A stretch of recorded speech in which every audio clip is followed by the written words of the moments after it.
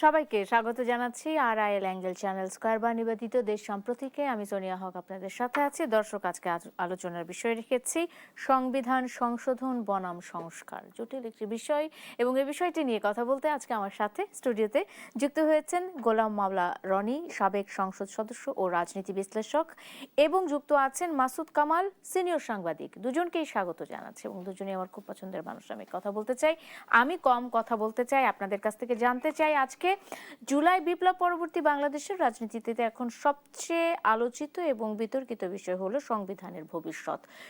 অনেকেই বলছে যে, মানে বিরোধী দল বলছে সংসদে যে সংবিধানের দোহাই দিয়ে বিএনপি এখন জুলাই সংস্কার পরিষদ, সংবিধান সংস্কার পরিষদ কিংবা জুলাই সনদ, এই বিষয়গুলো নিয়ে নানা রকমের টালবাহানা করছে, এবং এই নিয়ে প্রতিদিনই আমরা সংসদে এক ধরনের বিতর্ক দেখছি, এক ধরনের হট্টগোল দেখছি। কোনো রকমের সমাধান কি হচ্ছে? আলোচনা শুরু করি। আমি গোলাম মাওলা রনি আপনাকে দিয়ে, মাসুদ কামাল ভাইকে দিয়ে শুরু করব। লেটেস্ট খবর আছে। ও, সর্বশেষ খবরটা অবশ্যই আমি তাইলে সেক্ষেত্রে অবশ্যই মাসুদ কামাল ভাই আপনাকে দিয়ে এই আলোচনাটা শুরু করতে চাই। সংবিধান সংশোধন বনাম সংস্কার, আজকে এই আলোচনার বিষয় রেখেছি। সংশোধন আগে নাকি সংস্কার আগে, নাকি সংবিধানই আগে, কোন বিষয়টি এখন মূল প্রাধান্যে আছে বলে আপনি মনে করেন? মাসুদ কামাল।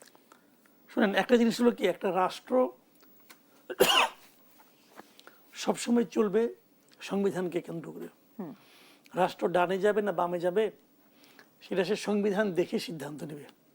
রাষ্ট্র এমন কিছু করবে না যার সঙ্গে নাকি সেই সংবিধানের বিরোধ তৈরি হয়। এটা হলো নিয়ম, এটা সারা দুনিয়ারই নিয়ম। যেখানে সংবিধান নাই, যে রাষ্ট্রে সংবিধান নাই, যেমন ইংল্যান্ডের সংবিধান নাই, কিন্তু ওখানে কিছু কনভেনশন আছে, ওখানে কিছু নিয়ম কানুন আছে, সেগুলো মানতে হয় রাষ্ট্রের। এটা হলো একটা স্বাভাবিক একটা নিয়ম আর কি। এখন ঝামেলাটা হয় কখন, আমি সেটা বলি। যেমন আমাদের এখানে কিন্তু অনেক সময়ই সংবিধান মানা হয়নি মানে এরকম, তারা হয়তো কোনো একটা সামরিক শাসক দায়িত্ব নিল, ক্ষমতা নিল। কারণ সামরিক শাসক যখন রাষ্ট্র ক্ষমতা দখল করে, তারা তো সংবিধান অনুযায়ী দখল করে না, তারা নিজেদের মতো দখল করে, গাইড জোরে। ওটা তো সংবিধানে নাই। তাহলে তারা কি করে, দায়িত্ব নিয়ে এসেই তারা সংবিধানটাকে স্থগিত করে দেয়, যে সাংবিধানিক সমস্ত কিছু আপাতত স্থগিত থাকবে, আমি যেটা বলবো এটি আইন। গাইড জোরে করে। তো এই গাইড জোরে এর আগেও করছে কয়েকবার। এবার যে আন্দোলনটা হলো, আন্দোলন মানে শেখ হাসিনা সরকারের যে পতনটা ঘটলো, সেই পতনটা কিন্তু সংবিধান মেনে হয়নি, সংবিধান মেনে হয়নি। কিন্তু এই পট পরিবর্তনের পর, যখন শেখ হাসিনা দেশ থেকে চলে গেলেন, পট পরিবর্তনের পর যারা দায়িত্ব নিলেন, তারা যেন কেন কোন বুদ্ধির জোরে যায় না, তারা যেন দাবি করতে থাকলেন যে আমরা একটা সাংবিধানিক সরকার। এই তারা যে একটা সাংবিধানিক সরকার, এটা প্রমাণ করতে যে তারা এমন এমন কাজ করলেন যেগুলির প্রত্যেকটা কাজ সংবিধান লঙ্ঘন করে তারা করলেন, একটার পর একটা। এবং ওরা 18 মাস দায়িত্ব পালন করেছেন, সংবিধান লঙ্ঘন করে করেছেন, অসাংবিধানিক ভাবে করেছেন। কিন্তু আবার নিজেদেরকে দাবি করেছেন আমরা সাংবিধানিক সরকার। তাহলে জিনিসটা কি দাঁড়াইলো, যে আপনি মানে জিনিসটা, সংবিধানটাকে আপনি মানেন কি মানেন না, অথবা বলছেন মানি কিন্তু মানেন না, অথবা আপনার সুবিধা অনুযায়ী মানেন, আবার যেখানে সুবিধা নাই সেখানে মানেন না। আপনি কিন্তু এই কাজগুলি করছেন। এখন এইভাবে যখন আপনি কাজ করবেন, তখন এর তো একটা পরিণতি হবে, এবং সেই পরিণতিটা এখন আমরা ভোগ করছি। আপনি গণভোট করেছেন, এটা আপনি করতে পারেন না, সংবিধান আপনাকে গণভোট করার ইখতিয়ার দেয় নাই। রাষ্ট্রপতি গণভোট অধ্যাদেশ জারি করছে, রাষ্ট্রপতি গণভোট অধ্যাদেশ জারি করতেই পারে না, এটা ইখতিয়ারের বাইরে করেছে। এখন গণভোট ইটসেলফ অসাংবিধানিক, গণভোট অবৈধ, কথা পরিষ্কার ভাই। আপনি আইন দিয়ে দেখেন, যান 93 সংবিধানের 93 গণভোট অধ্যাদেশের ব্যাপার আছে। অধ্যাদেশ করে আপনি গণভোট চালু করতে পারবেন না। অধ্যাদেশ করতে পারবেন সেই বিষয়ে, যে বিষয়গুলিতে 151 জনের সাপোর্ট দিয়ে আইন করা যায়। না, উনি রাষ্ট্রপতির আদেশের মধ্যে একটা অধ্যাদেশ আছে, গণভোটের অধ্যাদেশটা আছে। তো গণভোট উনি অধ্যাদেশ জারি করতে পারে না, কারণ গণভোট হলো একটা সাংবিধানিক পরিবর্তন। সংবিধানের পরিবর্তন যদি আপনি করতে পারেন একটা অধ্যাদেশ দিয়া, তাহলে তো পুরো জুলাই সনদে তো অধ্যাদেশ দিয়ে পাস করতে পারতেন, বলেন না কেন পারেন না উনি? আচ্ছা, এখন যদি গণভোট অবৈধ হয়, তো গণভোটের যে রায় সেটাও অবৈধ, তাহলে গণভোটের তো কোনো গ্রহণযোগ্যতা নাই রে ভাই।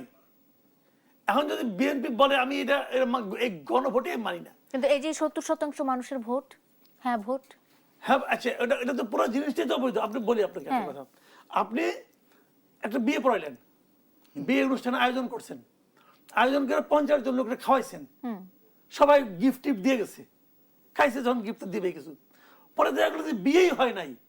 বিয়ে হয় নাই কেন? ওটার মধ্যে একজন হিন্দু একজন খ্রিস্টান, আপনি মুসলিম নিয়মে কি বিয়ে পড়াবেন ভাই? ওরা তো কোনো মুসলমানই হয় নাই, বুঝলেন? তাহলে বিয়ে অবৈধ না? এখন গিফট কি হবো? আপনি বলবেন এই যে গিফট, যেহেতু গিফট আছে অতএব বিয়ে বৈধ হইলো ভাই? হইলো? হইলো না। কিন্তু বিষয়টা এইভাবে ভাবেন আপনি যে এই জিনিসটাই তো। এখন যদি বিএনপি যদি বলে যে আমি সংবিধান সংস্কার পরিষদে শপথ নিব না কারণ এটা সংবিধানে নাই, সত্য কথা, তারা নেয়নি, তার মানে বিএনপি সংবিধান তারা নেয়নি। কিন্তু গণভোটের ব্যাপারে কি বিএনপি যখন জুলাই জাতীয় সনদে যখন স্বাক্ষর করলো, গণভোট সম্পর্কে বিএনপির অবস্থান কি ছিল? গণভোট সম্পর্কে বিএনপি আসলে বলি ওই সময় আসলে বিএনপিকে ব্ল্যাকমেল করেছে ভাই, কথা সত্য। মনে প্রাণে বিএনপি চাইছে গণভোট না হোক, এটা চাইছে, কিন্তু মুখে বলতে পারে নাই। কারণ বললে পরে ওই দিক যে জামাত এবং এনসিপি বলবে এই যে জুলাইয়ের চেতনা মানে না, এই ভয়ে একটা বড় দল যে এত ভীতু হইতে পারে এটা বিএনপি দেখাই গেছে। এখনো তো বলছে, এখনো তো বিএনপি সম্পর্কে এখনো বলে যে আমি জুলাই সনদ অক্ষরে অক্ষরে পালন করব, এই বাস্তবায়ন করব। এখন তারা যেটাকে জুলাই সনদ বলে সেটাকে তো এনসিপি জুলাই সনদ বলে না। তারা বলে যে যেগুলোতে তারা দিছে, নোট অফ ডিসেন্ট দিছে, ওইগুলো জুলাই সনদ না, ও তো জুলাই সনদের বাইরে, আমি তো মানি নাই। এখন তারা বলতেছে আমি যতটুকু মানছি এতটুকু আমি পালন করবো, বাকিটুকু করবো না, বাকিটুকু জুলাই সনদ না, ওরা বলতেছে। আবার এনসিপি বলবে যে আপনি, জামাত বলবে আমি যতটুকু মানছি ততটুকু দিব।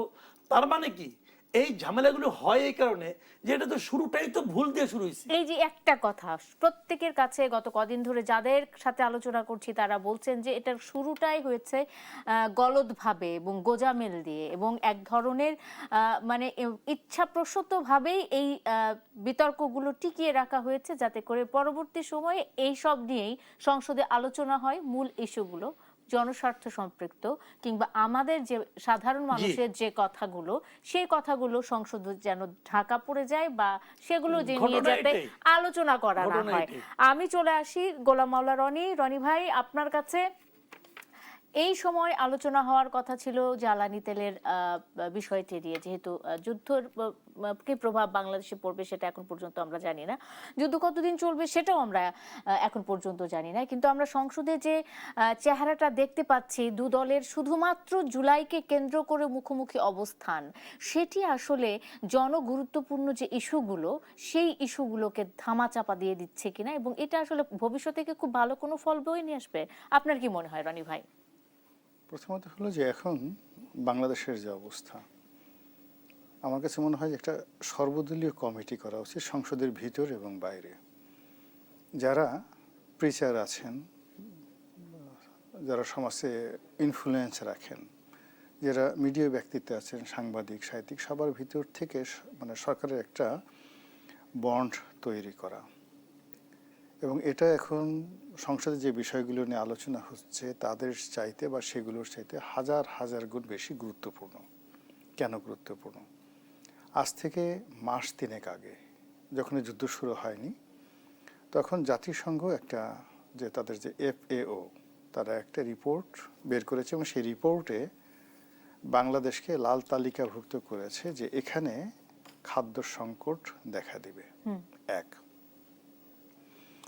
2 নম্বর হলো যে ডক্টর মোহাম্মদ ইউনূস যখন ছিলেন তখন IMF, ওয়ার্ল্ড ব্যাংক, জাইকা থেকে শুরু করে অন্যান্য যে ফাইন্যান্সিয়াল ইনস্টিটিউশন তারা প্রেডিক্ট করেছিল যে বাংলাদেশে যেভাবে চলছে তাতে 3 থেকে 3.5% জিডিপি হবে, যেটা শেখ হাসিনা যখন রেখে গিয়েছিলেন ইট ওয়াজ অলমোস্ট 7%, তো তার অর্ধেক। আমাদের দেশের যে অর্থনীতি এবং যেভাবে জিডিপি ক্যালকুলেশন হয় সেখানে 3 থেকে 3.5% জিডিপি মানে এখানে অলমোস্ট 80 to 90% একটা ঝুঁকি থাকে দুর্ভিক্ষ হওয়ার।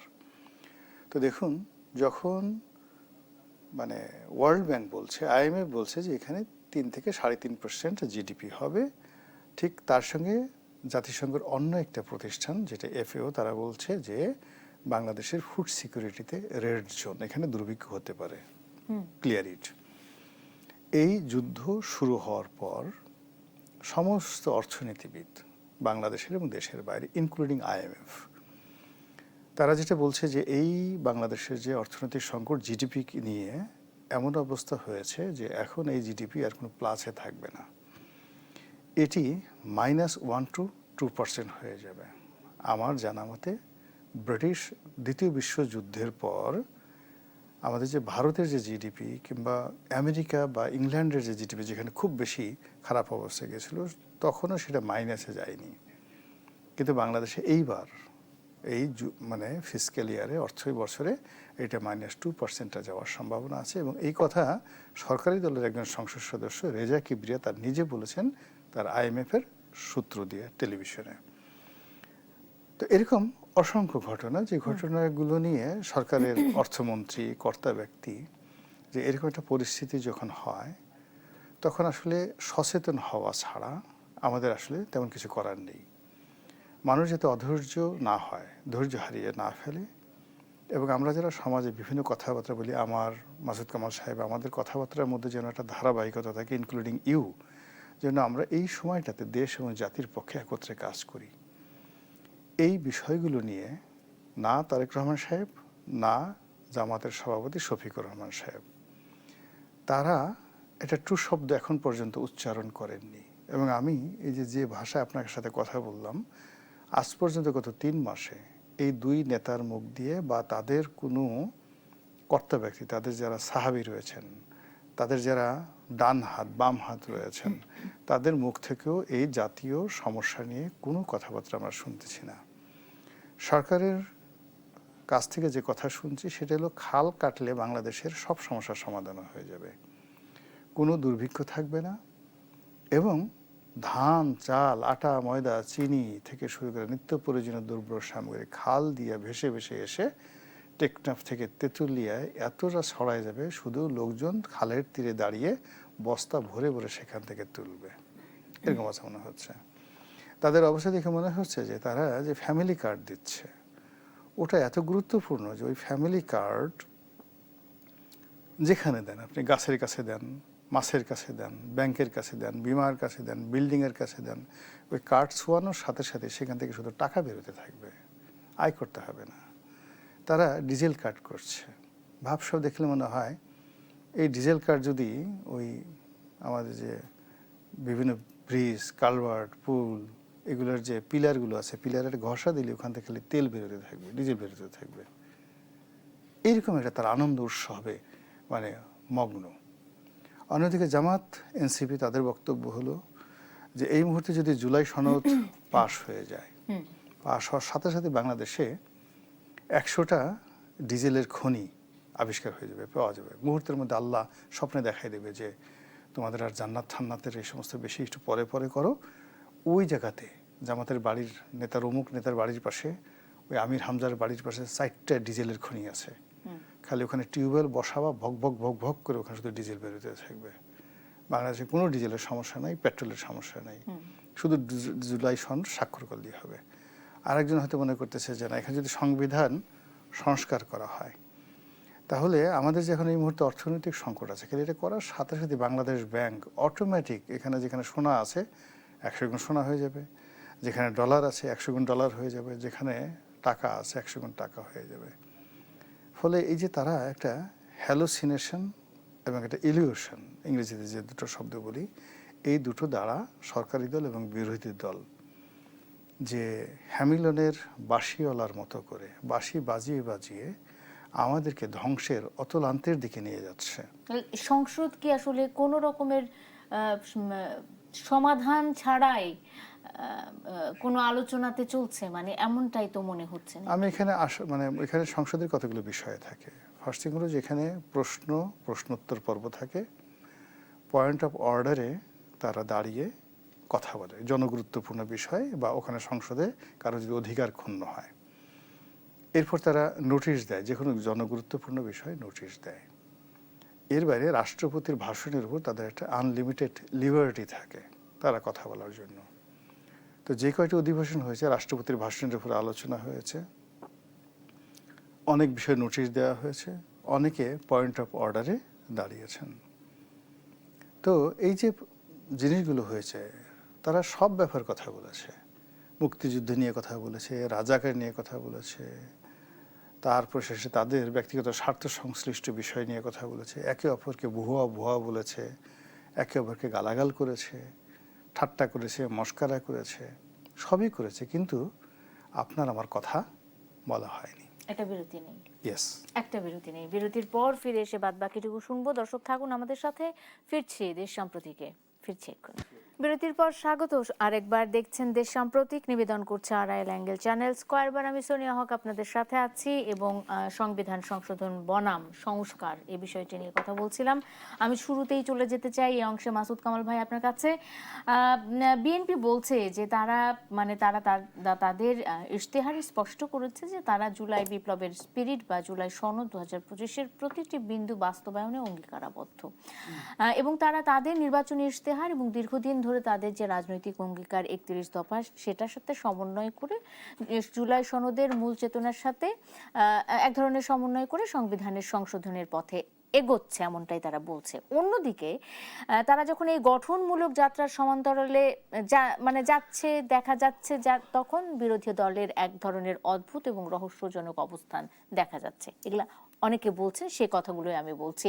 তারা সংবিধান সংস্কার বা নতুন সংবিধান তৈরির দাবি তুলে রাজনৈতিক অঙ্গনে এক ধরনের ধোঁয়াশা তৈরি সৃষ্টি করছে। যখন সরকারের ইশতেহার এবং জুলাই সনদের মধ্যে কোনো মৌলিক বিরোধ নেই, তখন বিরোধীদের এই অনড় অবস্থান কি আসলে দেশপ্রেম নাকি স্রেফ রাজনৈতিক ফায়দা হাসিলের একটি স্ট্যান্ডবাজি? এটি একজন দর্শকের প্রশ্ন।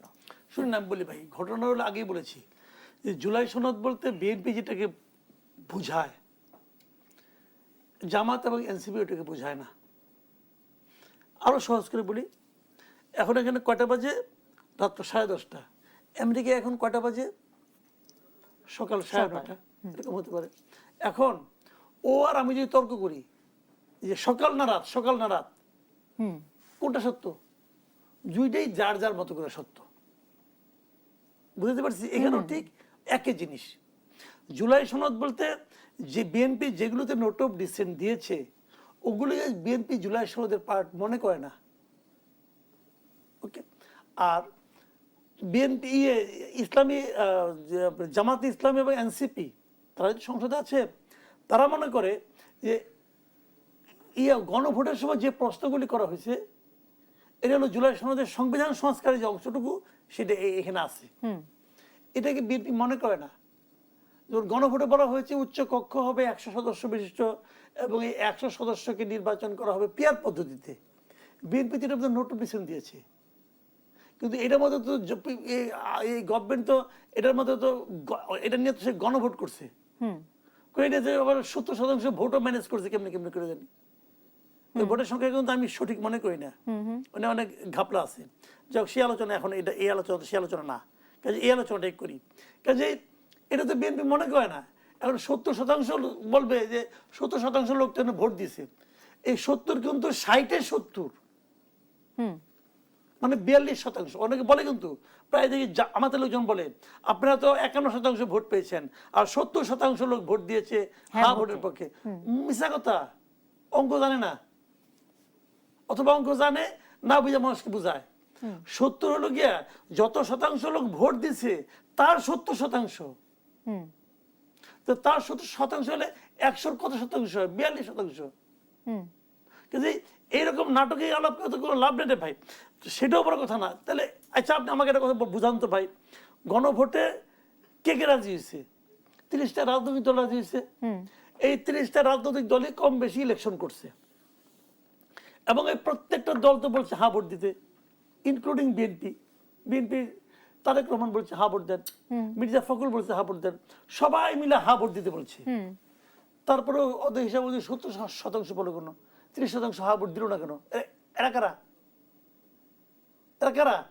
তাহলে সবগুলি পলিটিক্যাল পার্টি বলছে, বলার পরেও 30% লোক দেয় নাই। আওয়ামী লীগ তো রাখেই নাই, জাতীয় পার্টিকে রাখেই নেই আলোচনার মধ্যে, কেউ রাখে নাই।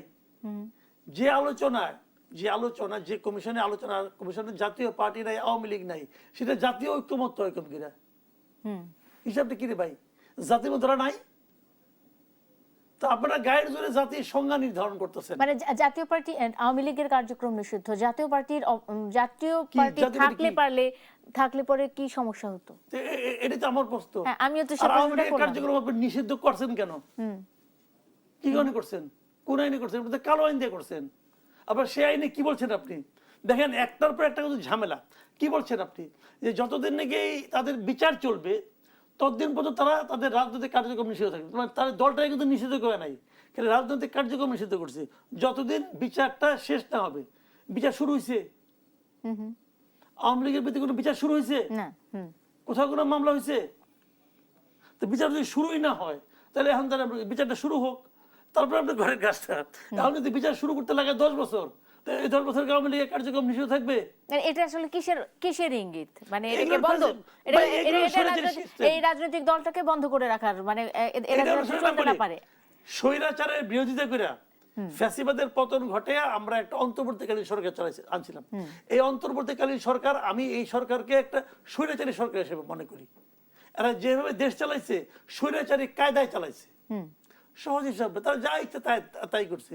এখন কয়দিন জাগটা দেখেন না কি হয়। ওকে, আমি একটু রনি ভাইয়ের কাছে যাই। রনি ভাই, আপনি কি মনে করছেন এই যে 18 মাসের একটা অন্তর্বর্তীকালীন সরকার, এবং সেই সরকারটি তাদের নিজেদের মতো করে দেশ চালিয়েছে, এবং মাসুদ কামাল ভাই এর মধ্যে বলেছেন যে তারা স্বৈরাচারী কায়দাতেই তারা দেশ চালিয়েছে।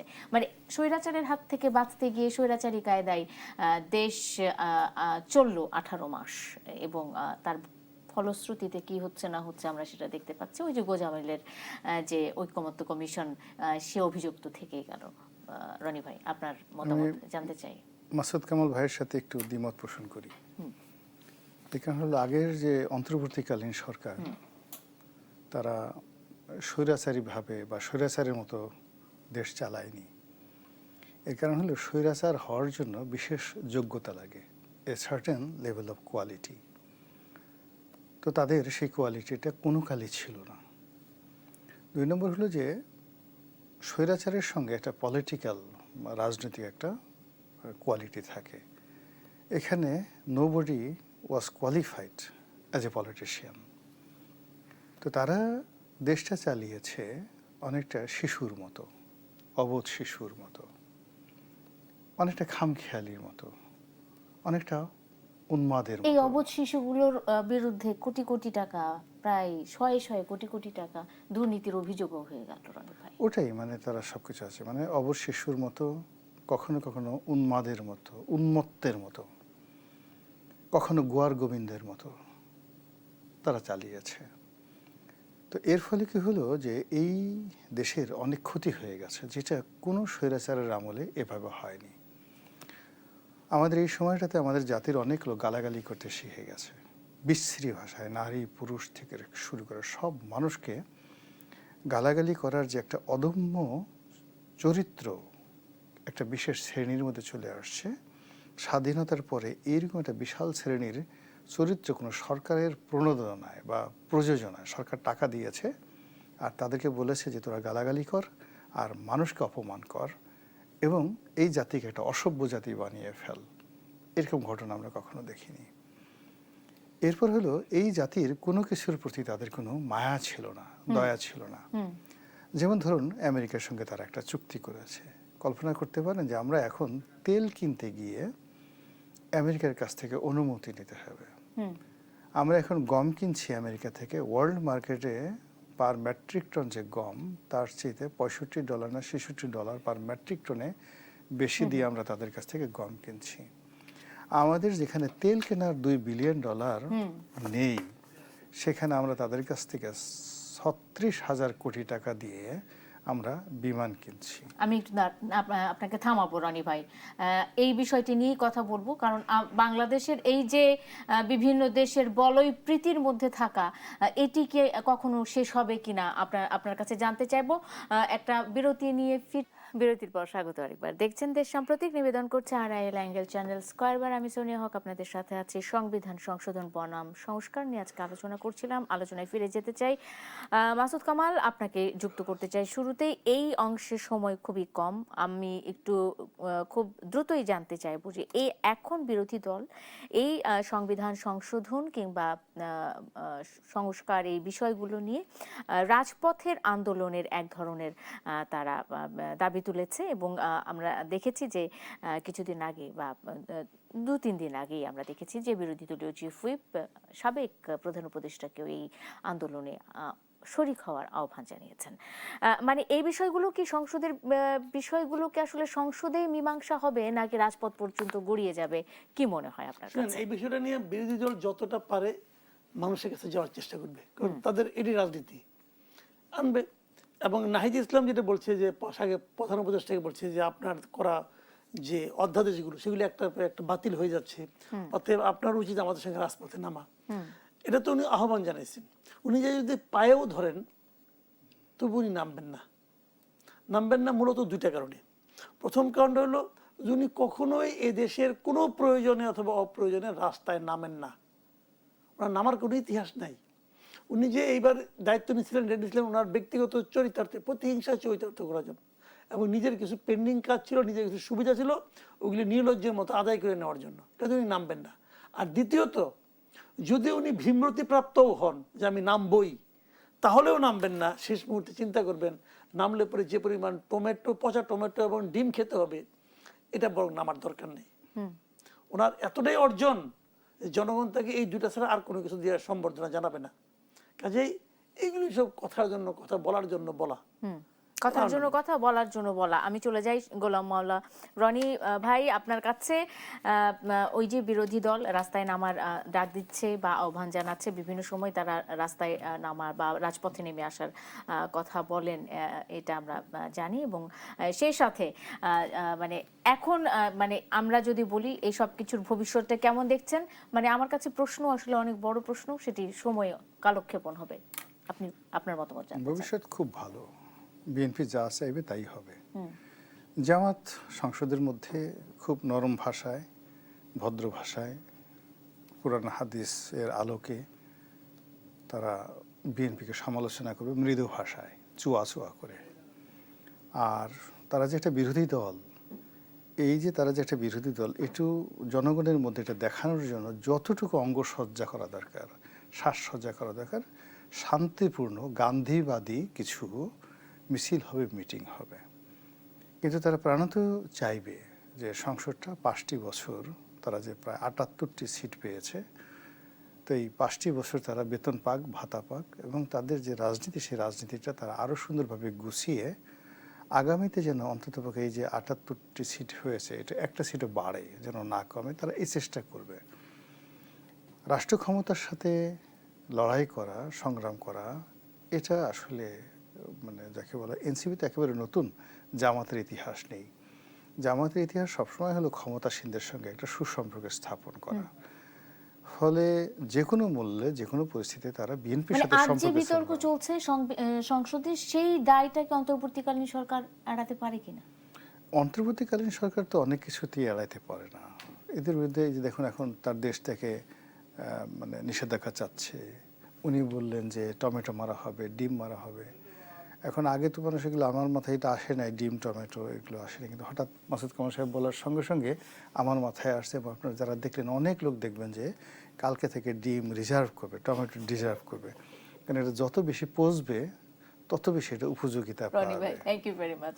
অসংখ্য ধন্যবাদ গোলাম মাওলা, রনি, মাসুদ কামাল, দুজনকেই ধন্যবাদ জানিয়ে আজকের মতো শেষ করতে চাই। দর্শক, আরআইএল অ্যাঙ্গেল চ্যানেল স্কয়ারবার নিবেদিত দেশ সাম্প্রতিক, আপনাদেরও ধন্যবাদ।